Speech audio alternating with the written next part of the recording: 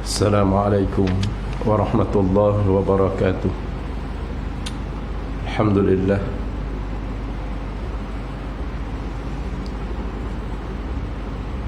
Thumma alhamdulillah.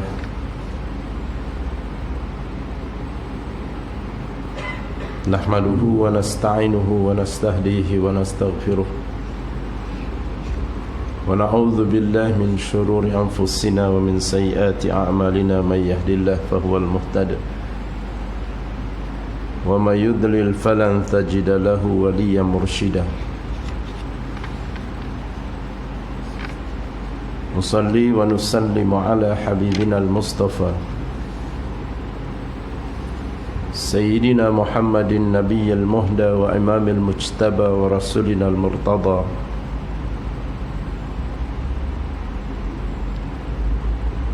wa ala alihi wa ashabihi wa man jahada bi jihadihi wa man da'a bi da'watihi wa man sara ala nahjihi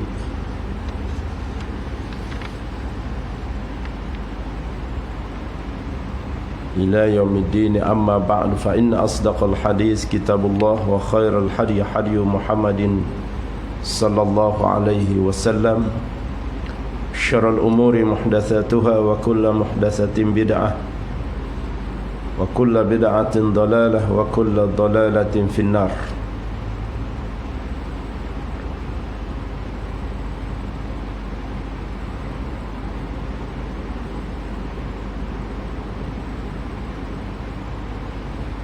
Wa bis sanadil muttasil minal imam al-hafiz qala Allah subhanahu wa ta'ala fi mahkami tanzilih wa huwa asdaqul qailin. A'udzu billahi minasy syaithanir rajim. Wa nafsin wa ma sawwaha fa alhamaha fujuraha wa taqwaha. Qad aflaha man zakkaha wa qad khaba man dassaha.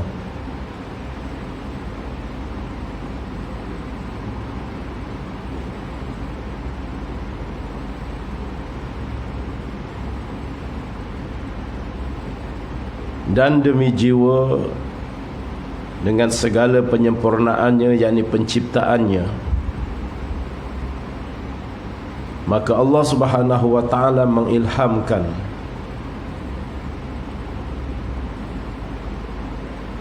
ke dalam jiwa tadi, iaitulah jalan kejahatan dan jalan kebaikan. Sesungguhnya beruntunglah orang-orang yang mensucikan jiwanya dengan memilih jalan yang baik, dan sesungguhnya rugilah orang-orang yang mengotori jiwanya dengan memilih jalan yang jahat.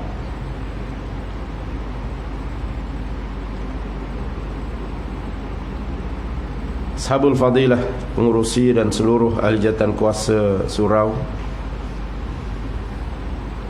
sekalian, pimpinan surau, pegawai-pegawai, Tuan Imam, Tuan Bilal, Tuan Siak, sekalian para tetamu Allah, alhamdulillah kita merafak syukur kepada Allah di atas nikmat yang begitu banyak yang Allah kurniakan kepada kita. Kita dapat untuk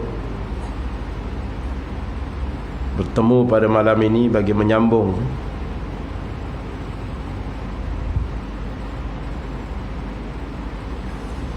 kefahaman kita terhadap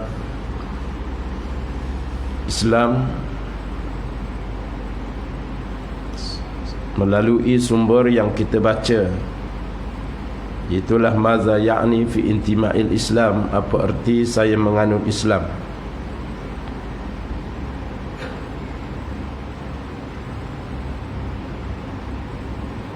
Dan pada malam ini kita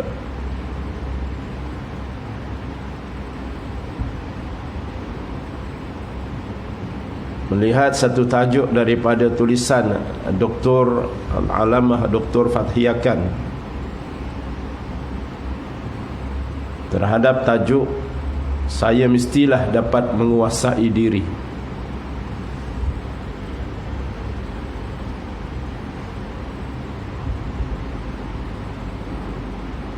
Sampai situ ke dulu?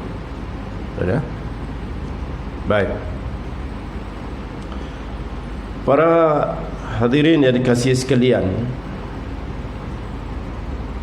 seawal apabila Allah Subhanahu wa taala menurunkan Nabi Adam alaihi salam daripada syurga ke muka bumi, bukan sekadar Nabi Adam yang diturunkan oleh Allah, tetapi seluruh penghuni syurga semuanya diturunkan oleh Allah.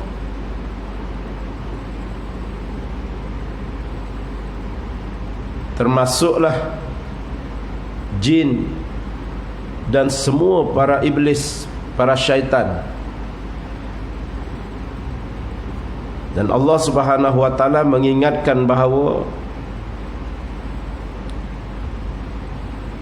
dunia ini, alam ini adalah medan pertembungan, perlawanan antara orang-orang yang beriman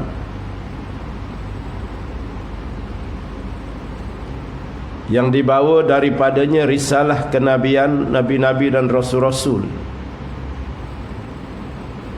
dan akan berlawan dengan segala bentuk kekufuran, kekafiran yang dibawa melalui pengaruh iblis dan syaitan. Maka anak Adam ini akan sentiasa bertarung, dan dunia ini sentiasa menjadi tempat pertarungan, kerana memang Allah Subhanahu wa taala memberikan ruang dan peluang kepada syaitan untuk menguasai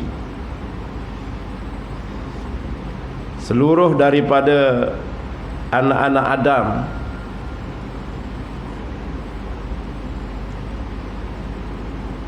sama ada melalui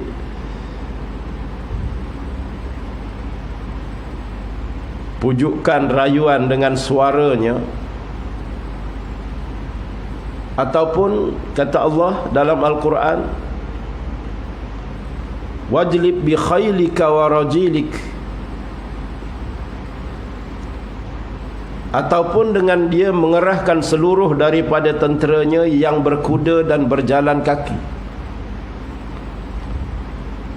Syaitan ini buat kerja bukan seorang diri. Dia ada pasukan tenteranya. Dia ada pasukan tentera berkuda, tentera berjalan kaki.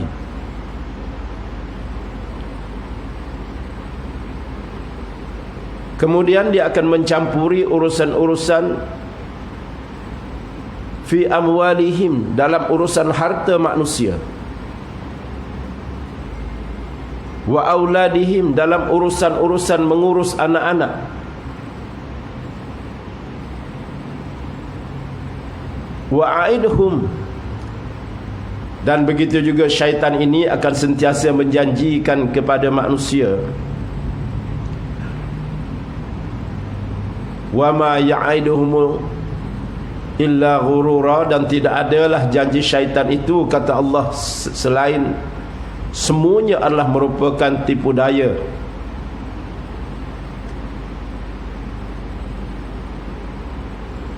Maka dalam pertarungan ini ada manusia yang akan terpaut dengan ajakan syaitan, ada manusia yang tidak akan terpaut.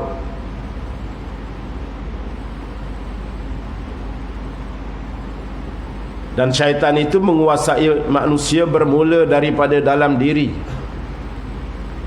Kerana dalam diri manusia itu Allah Subhanahu Wa Taala telah pun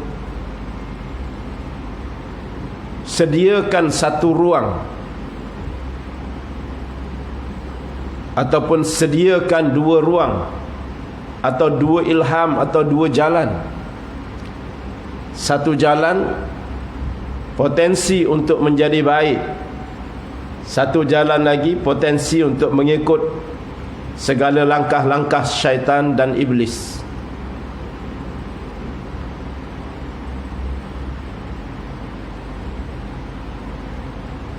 Sebagaimana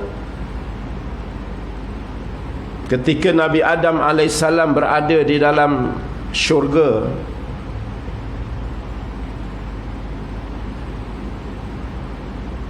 walaupun Nabi Adam telah ada perjanjian dengan Allah Subhanahu wa taala untuk tidak mengikut jejak langkah syaitan, dan Allah telah beritahu kepada Nabi Adam awal-awal lagi, innahu lakum aduwwum mubin, innasyaitanu aduwwun fattakhidhuhu aduwwa. Kata Allah, syaitan itu adalah musuh yang nyata kepada kamu. Syaitan itu adalah musuh, maka kamu ambil dia sebagai musuh. Tapi satu ketika Nabi Adam terlupa di atas perjanjian, lantas dia melakukan kesalahan dengan makan daripada pohon larangan. Makan itu bighairi azmin wala qasdin. Allah sebut dalam Al-Quran, Nabi Adam sendiri tidak ada niat langsung untuk melanggar perintah Allah.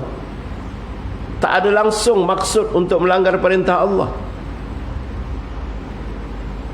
Cuma dia terpesona dengan janji syaitan, sekiranya makan daripada buah pohon itu akan mengekalkan, akan dapat duduk kekal buat selama-lamanya di dalam syurga.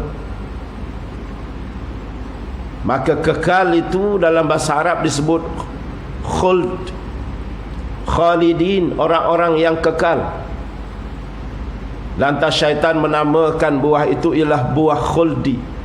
Buah kalau dia dimakan menyebabkan akan kekal duduk dalam syurga. Maka keinginan Nabi Adam sendiri ialah untuk menikmati nikmat yang Allah kurniakan, supaya dapat kekal. Itu kehendak Nabi Adam. Namun dia terlupa terhadap segala janjinya dengan Allah Subhanahu wa taala, mengakibatkan dia terpaut dengan ajakan syaitan, lantas mohon ampun kepada Allah. Fatalaqa Adamu min rabbih kalimatin fataba alaihi. Maka Nabi Adam mohon kepada Allah supaya Allah ajar apakah kalimah-kalimah, bagaimana untuk mohon ampun kepada Allah di atas kesalahan. Dia menyesal sungguh.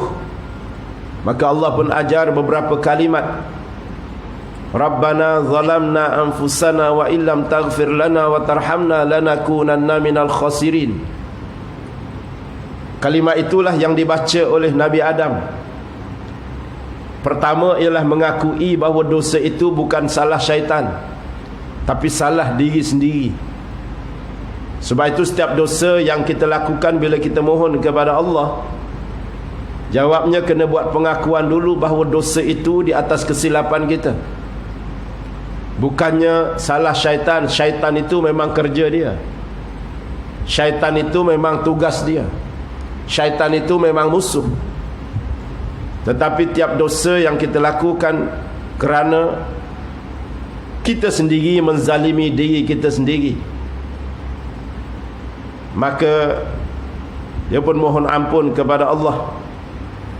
Maka Allah jawab terus dalam kepada Adam, fataba alaih. Maka Allah terus ampunkan dosa Nabi Adam. Fataba alaih dihurai oleh beberapa ulama tafsir, fauran bitaubatih, Allah segera dengan keampunan. Tidak sebagaimana setengah-setengah tulisan mengatakan bahawa Allah mengampunkan Nabi Adam setelah 40 tahun Nabi Adam mohon ampun. Itu tidak betul. Itu riwayat tidak betul. Maka tuan-tuan sekalian, Allah terus ampunkan dosa Nabi Adam bagi menunjukkan betapa murahnya, terbukanya Allah SWT untuk menerima keampunan hamba-hambanya. Kemudian setelah kita sebut kisah Nabi Adam ini, perlu juga ada dalam tasawur kita kenapa Nabi Adam melakukan kesalahan sedang dia Nabi. Bukankah Nabi itu maksum? Maka jawabnya ialah ketika Nabi Adam berada dalam syurga, ketika itu dia belum lagi menjadi Nabi. Dia baru dicipta sebagai manusia biasa, kerana Allah hanya akan melantik dia sebagai Nabi ketika berada di atas dunia. Inni ja'ilun fil ardi khalifah. Allah SWT menjadikan Adam itu sebagai khalifah di muka bumi. Jadi ketika itu dia sebagai manusia biasa yang tidak luput daripada kesalahan dan kesilapan. Maka sebab itu dia juga tidak sunyi daripada melakukan kesalahan, sebagaimana yang disebut di dalam Al-Quranul Karim. Kemudian tuan-tuan sekalian, apabila diturunkan ke muka bumi kesemuanya, maka dunia ini menjadi tempat pertembungan. Dan pertembungan itu seawal berada dalam tubuh masing-masing. Konflik pertembungan antara baik dan jahat itu bermula daripada tubuh kita. Kerana Allah ciptakan kita ini ada potensi untuk ikut Nabi, ada potensi untuk ikut syaitan. Ada jalan untuk kita mengikut jalan Nabi-Nabi dan Rasul-Rasul. Ada juga jalan untuk mengikut kehendak syaitan dan iblis. Maka Allah sediakan dua jalan. Ketika mana Allah menciptakan manusia, Allah menyediakan dua jalan kepada kita. Dua ilham, dua jalan. Fujuraha, jalan jahat. Wa taqwaha, dan jalan baik. Sebab itu hari-hari kita akan menghadapi pertembungan ini. Seawal pagi besok kita bangun, pertembungan itu sudah bermula. Sama ada kita nak bangun sujud kepada Allah ataupun sambung tidur lagi. Kita kata, kita mudah kata, kita dah tentulah kita bangun, kita akan sujud kepada Allah. Itu bagi kita yang sudah terdidik, yang sudah ditarbiah hari-hari dengan soal sembahyang sujud kepada Allah. Tapi bagaimana di kalangan umat Islam yang lain, yang celik-celik memikirkan dunia, memikirkan untuk kerja, memikirkan untuk mencari harta dunia, tidak memikirkan tentang agama, tidak memikirkan tentang Allah. Maka golongan seperti ini, golongan yang hanyut dengan ajakan syaitan. Maka semua itu berlaku melalui ruang dalam diri, dalam jiwa, iaitulah mengikut segala kejahatan syaitan melalui fujuraha, ilham yang jahat yang ada dalam tubuh masing-masing. Sebab itu seawal kita bangun pagi, kita dah mula ada pertembungan dah. Buat baik ke nak buat jahat. Kadang-kadang manusia yang biasa buat baik, maka akan terbiasa untuk kita sujud kepada Allah. Tapi yang biasa untuk tidak bangun, sembahyang subuh, dia sudah terbiasa dengan benda buruk. Dia sudah terbiasa sehingga bagi dia tak ada rasa apa-apa dengan dosa yang dia lakukan. Tidak ada apa-apa. Maka sebab itu, sebagaimana yang diisyaratkan oleh Rasulullah dalam sabdanya, kata Nabi, tu'radul fitanu 'alal qulubi kal hasir udan fa ayyuma qalbun ashrabaha nakata fiha nuqtatan sauda wa ayyuma qalbun ankaraha nakata fiha nuqtatan bayda'a hatta tasira ala ahadin qalbain ala abyadin mislus saf tifala tadurruhu fitnatun wal akhar aswada mardaban la yu'rafu ma'rufan wala yankiru munkaran. Fitnah atau cubaan akan dibentangkan kepada manusia seperti tikar, satu demi satu. Mana-mana hati yang dipengaruhinya, tercatatlah di hati itu suatu titik hitam. Mana-mana hati yang mengingkarinya, tercatatlah pada hati itu satu titik putih. Hinggalah hati itu menjadi salah satu dari dua jenis, sama ada putih seperti batu putih yang tidak akan dicacatkan oleh sebarang fitnah, atau menjadi hati yang hitam pekat, tidak mengenal ma'ruf dan mengingkari sebarang kemungkaran. Dengan istilah lain, dalam hadis yang lain Nabi sebut hati itu seperti cermin. Bila kita melakukan satu dosa dan kita tidak mohon ampun kepada Allah, maka dia akan jadi satu titik hitam. Kemudian lama kelamaan akan terbiasa melakukan dosa, maka akan banyak titik-titik hitam.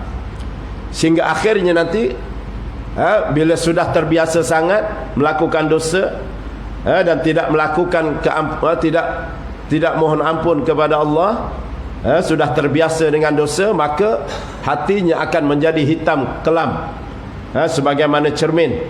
Bila sudah hitam, dia tidak akan dapat membalikkan cahaya. Sebaliknya hati daripada orang yang melakukan kebaikan, maka setiap kebaikan akan menjadi titik putih, menjadikan hati semakin hari semakin bersih, semakin hari semakin bersih.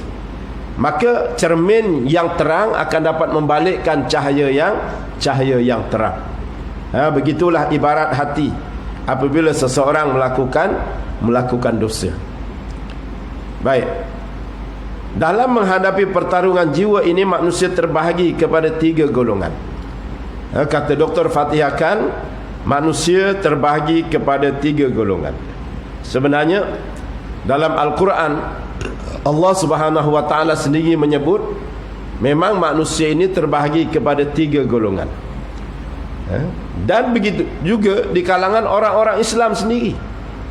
Yang nama dia pun orang Islam, Allah sebut dalam Al-Quran pun terbahagi kepada 3. Thumma awrasnal kitab allazi nastafaina min ibadina faminhum zalimun li nafsihi faminhum muqtasidun wa minhum sabiqun bil khairati biiznillah. Orang-orang yang kami wariskan kepada mereka kitab, ada di antara mereka itu yang menzalimi diri mereka sendiri. Allah beri kitab tapi tak nak terima kitab, tak nak ikut kepada Quran, tak nak ikut kepada Islam. Ada pula yang muqtasidun, yang pertengahan, kadang ikut, kadang tak ikut, kadang ikut, kadang tak ikut, kadang sembahyang, kadang tak sembahyang, sembahyang buat juga, nombor ekor pun beli juga. Muqtasidun, pertengahan.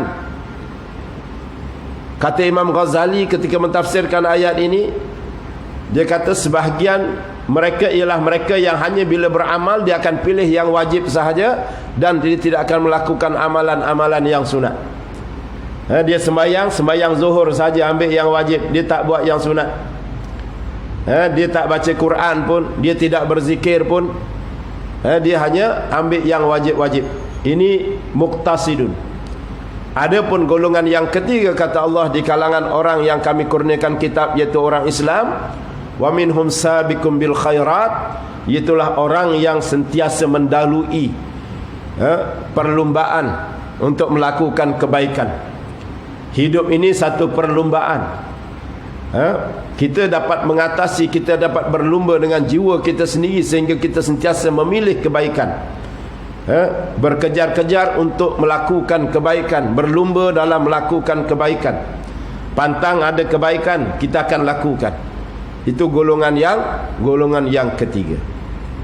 Begitu juga menilai kepada keseluruhan manusia. Allah sebut dalam Al-Quran, dalam surah Al-Waqi'ah,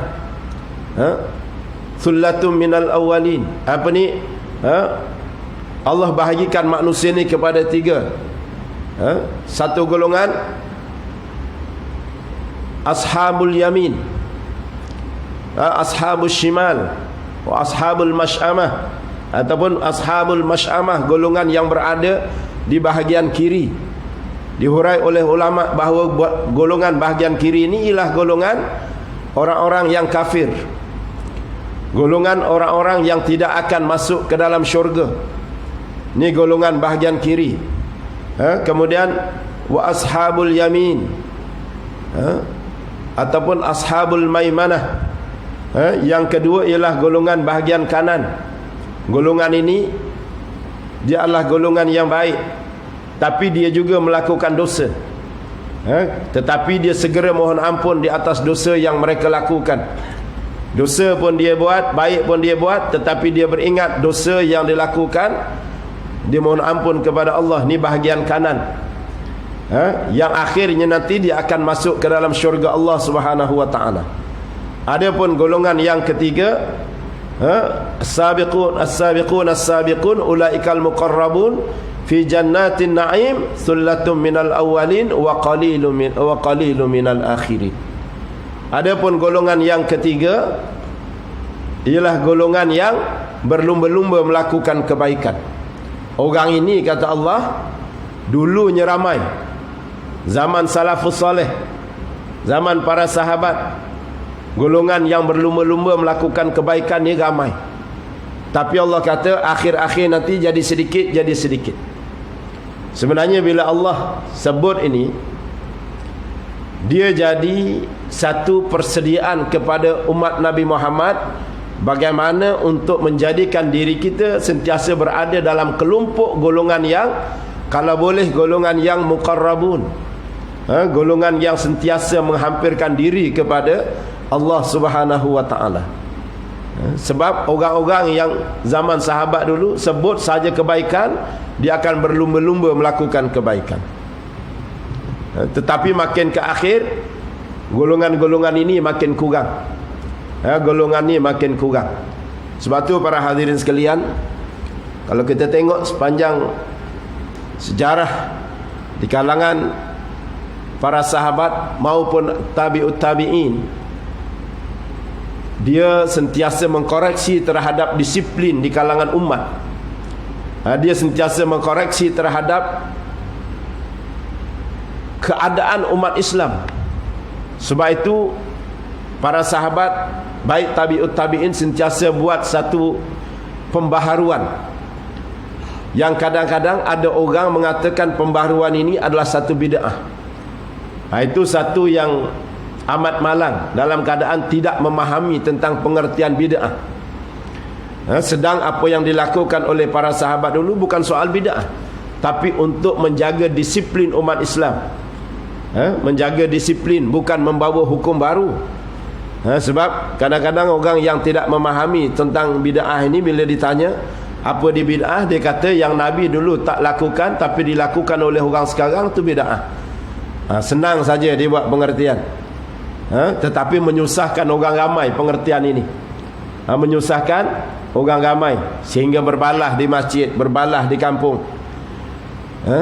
Zikir lepas sembahyang bid'ah, baca Yasin malam Jumaat bid'ah, baca talqin bid'ah, tahlil bid'ah, banyak sangat bid'ah. Padahal para sahabat dulu, masuk tabi'ut tabi'in, ulama-ulama sentiasa memikirkan bagaimana nak menjaga disiplin umat Islam. Bukan mereka melakukan bid'ah. Kalaupun bid'ah, itulah kata Umar bid'ah yang paling baik. Sebab zaman Sayyidina Umar, tuan-tuan sekalian, bila Sayyidina Umar tengok disiplin umat Islam makin lama makin kurang, itu zaman sahabat. Baru je ditinggalkan oleh Nabi, kan? Baru ditinggal oleh Nabi. Dulu Nabi sembahyang tarawih, lepas Nabi sembahyang isyak, kemudian Nabi balik sembahyang sunatnya di rumah. Nabi pesan pada para sahabat, nanti agak lewat malam kita sama-sama datang sembahyang tarawih berjamaah. Sedang di rumah Nabi sembahyang dulu tarawih beberapa rakaat. Di surau Nabi hanya sembahyang 8 rakaat. Jangan kita kata Nabi hanya sembahyang 8 rakaat, tak. Nabi buat dulu di rumah, sembahyang tarawih dulu. Kemudian yang lewat malam sedikit baru datang ke masjid sembahyang tarawih 8 rakaat. Sahabat tak balik, sahabat kebanyakan tunggu di masjid iktikaf kerana berlumba-lumba melakukan kebaikan. Ini yang Allah sebut, sullatu minal awwalin, golongan dahulu mereka sentiasa berlumba-lumba melakukan kebaikan. Mereka tak balik. Bila Nabi kata pukul 1, pukul 12, dia tunggu. Bahkan masing-masing dah memenuh saf yang pertama, dah berlumba-lumba pada saf yang pertama. Tidak macam kita hari ni terbalik sikit, berlumba-lumba saf yang paling belakang sekali. Nak menuh saf pertama payah, kan? Itu zaman kita hari ni. Dulu berlumba melakukan kebaikan. Kemudian bila zaman Sayyidina Umar tengok masing-masing dah mula cair dah. Ada yang balik tak datang apa semua. Akhirnya Umar buat satu pembaharuan. Lepas sembahyang isyak, sembahyang sunat, dan Umar minta Ubay bin Ka'ab untuk menjadi imam sembahyang tarawih. Terus sembahyang tarawih berjamaah. Kemudian Umar, supaya tidak timbul sanksi di kalangan yang lain, Umar pun mengatakan, ni'matul bid'ah haza, kata Umar, inilah sebaik-baik bid'ah, kata Sayyidina Umar.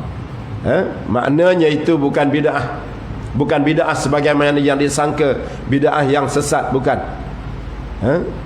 Cuma Sayyidina Umar nak memperbetulkan akhlak, disiplin di kalangan umat Islam pada ketika itu. Sebab itu zaman yang baru ditinggal Nabi. Kalau kita sekarang ni buat macam tu, tuan-tuan sekalian, lepas sembahyang isyak, imam pun balik, imam beritahu pukul 12 malam ni kita datang sembahyang tarawih. Rasa-rasa pakat dak dah, tuan-tuan sekalian, pakat dak dah. Pandan dengan imam, dengan Bilal silap hari bulan, dengan imam-imam pun tak datang juga, kan, zaman kita hari ni. Sebab tu apa yang berlaku, pembaharuan itu berlaku pada zaman Sayyidina Umar. Begitu juga sembahyang Jumaat, 2 kali azan. Zaman Nabi sekali azan aja.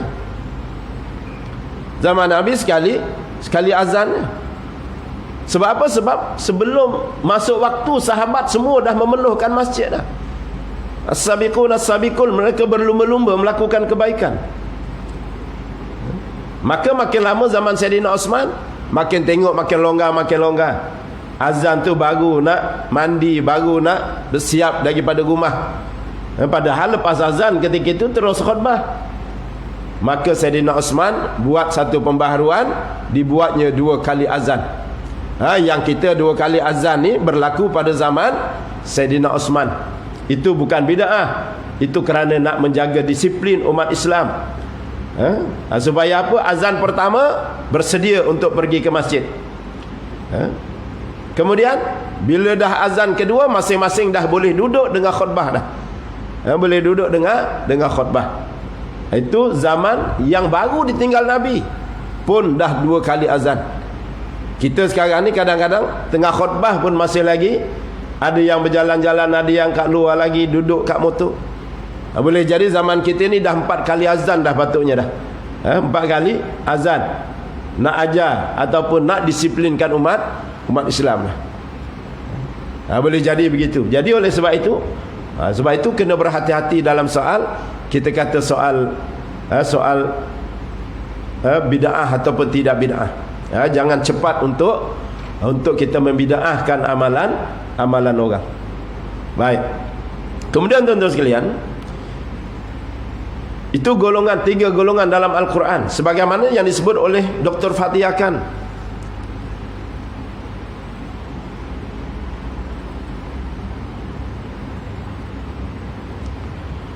Golongan pertama ialah golongan yang dapat ditewaskan oleh hawa nafsu mereka.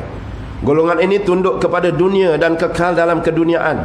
Inilah golongan orang-orang kafir dan orang-orang yang menuruti cara mereka, yaitu orang-orang yang melupakan Allah, lantas Allah melupakan mereka. Dalam Al-Quran telah mensifatkan golongan ini dengan firman Allah, afara'aita man ittakhadha ilahahu hawahu adallahu Allahu ala ilmin wa khatama ala sam'ihi wa qalbihi wa ja'ala ala basarihi ghishawah wa may yahdihi min ba'dillah afala tadhakkarun. Maka pernahkah kamu melihat orang-orang yang menjadikan hawa nafsunya sebagai Tuhannya, dan Allah membiarkannya sesat berdasarkan ilmunya, dan Allah Ta'ala mengunci mati pendengaran dan hatinya dan meletakkan tutupan atas penglihatannya, maka siapakah yang akan memberinya petunjuk setelah Allah membiarkannya sesat? Maka mengapa kamu tidak mengambil pengajaran? Itu golongan pertama, golongan yang memang akan masuk ke dalam api neraka Allah Subhanahu wa taala. Golongan ni memang golongan semuanya pengikut syaitan. Golongan kedua ialah golongan yang berjihad melawan dirinya, bertarung memerangi hawa nafsu. Kadang-kala mereka menang dan kadang-kala mereka kalah. Apabila mereka tersalah, mereka bertaubat. apabila mereka melakukan dosa, mereka menyesal dan mohon ampun kepada Allah. Walladzina idza fa'alu fahishatan aw zalamu anfusahum dzakarullah fastaghfaru lidzunubihim wa may yaghfiru dzunuba illallah wa lam yusirru ala ma fa'alu wa hum ya'lamun. Dan juga orang-orang yang apabila mengerjakan perbuatan keji atau menganiaya diri sendiri, mereka ingat akan Allah lalu memohon ampun terhadap dosa mereka, dan siapa lagi yang dapat mengampuni dosa selain dari Allah, dan mereka tidak meneruskan perbuatan keji itu sedang mereka mengetahuinya. Ini golongan yang kedua, golongan yang bila melakukan salah dia segera mohon ampun kepada Allah, dan Allah SWT akan ampunkan. Sebab itu para hadirin sekalian, dalam Al-Quran ketika Allah menyebut tentang kesalahan, kejahatan, Allah tidak ulang banyak kali, baik dalam perkara-perkara, kecuali dalam perkara syirik. Syirik ni Allah ulang banyak kali, sebab dosa syirik ni dosa yang tidak diampunkan oleh Allah. Tetapi dosa-dosa yang lain Allah tidak ulang banyak kali, baik mencuri, baik membunuh, baik berzina, baik minum arak. Yang Allah ulang banyak kali dalam Al-Quran, hampir tiap-tiap muka surat, ialah tawaran keampunan Allah. Innallaha ghafurur rahim, innallaha ghafurur rahim, innahu kana tawwaba. Itu Allah ulang banyak kali dalam Al-Quran. Apa maknanya? Maknanya keampunan Allah itu sentiasa mengatasi kemurkaannya bagi mereka-mereka yang mohon ampun kepada Allah. Sekurang-kurangnya dua istilah dalam Al-Quran. Satunya Allah menggunakan kalimah ghafur, keduanya Allah menggunakan kalimah ghafar. Innallaha ghafurur rahim, keduanya kalimah ghafar. Faqultu astaghfiru rabbakum innahu kana ghafara yursilis samaa'a 'alaikum midrara wa yumdidkum bi amwali wa banina wa yaj'al lakum jannati wa yaj'al lakum anhara ma lakum la tarjuna lillahi waqara wa qad khalaqakum atwara. Bila Allah ampunkan, bila bagi orang-orang yang sentiasa mengulang-ulang keampunannya kepada Allah, ghafar, Allah tidak akan jemu untuk mendengar keampunan kita. Ghafar ni maknanya orang yang bersedia mengulang-ulang keampunannya kepada Allah. Dia mohon ampun kepada Allah, buat salah lagi, mohon ampun lagi, buat salah lagi, mohon ampun lagi, buat salah, mohon ampun. Allah tak jemu. Allah kata, bahkan orang-orang yang sentiasa mohon ampun kepada Allah, yursilis sama alaikum midrara, nanti akan Allah turunkan hujan daripada langit. Wa yumdidkum bi amwali wa banin, bahkan Allah akan tambah lagi harta dia. Bagi mereka-mereka yang kesempitan harta, banyakkan istighfar, Allah akan keluarkan daripada kesempitan harta, dipanjangkan harta, dibanyakkan harta. Wa banin, dikurniakan anak-anak.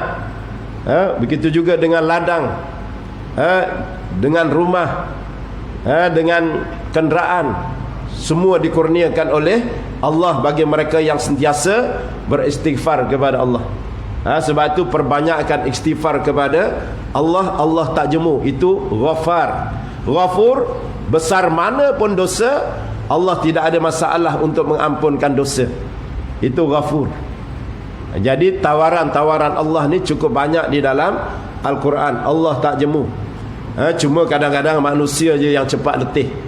Duk berasa macam 3 kali istighfar lepas sembahyang tu macam dah banyak sangat dah. Rasa macam tu dah kadang-kadang kan. Kadang-kadang siap tasbih dah.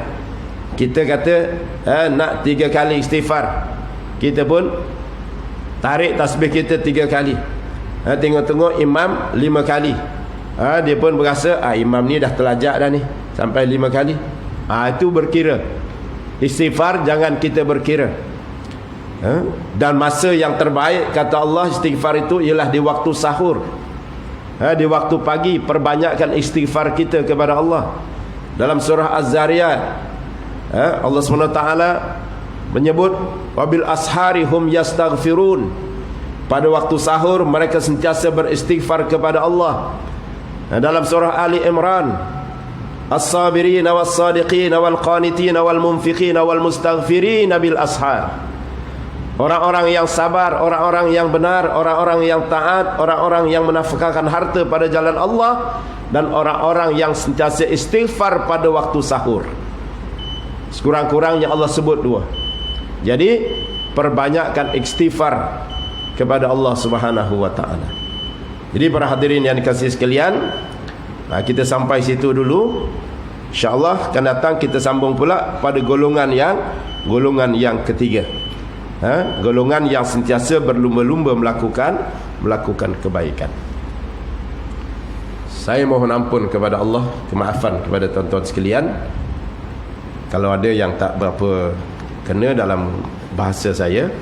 Dan InsyaAllah kita jumpa lagi dalam pertemuan yang akan datang. Dan saya pun dah jamak solat tadi. Saya nak segera sikit untuk tinggalkan majlis ini. Wallahu a'lam. A'udzubillahi samil alim minasyaitonir rajim. Bismillahirrahmanirrahim. Allahumma salli ala Muhammad wa ala ali Muhammad. Allahumma anta alim, Allahumma anta arif, Allahumma anta fatif talana futuhal arifin.